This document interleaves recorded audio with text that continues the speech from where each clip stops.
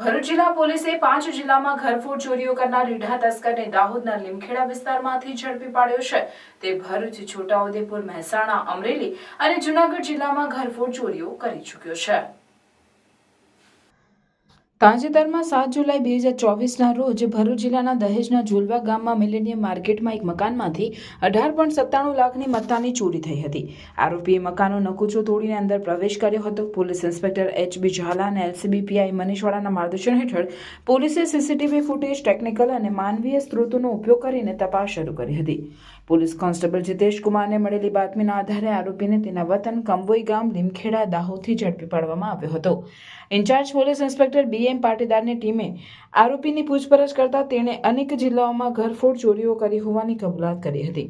આરોપી વડોદરા ગ્રામ્યના વાઘોડિયા પોલીસ સ્ટેશનમાં પણ નાસ્તો ફરતો હતો। પોલીસે આરોપીની ધરપકડ કરી કાયદેસરની કાર્યવાહી હાથ ધરી છે।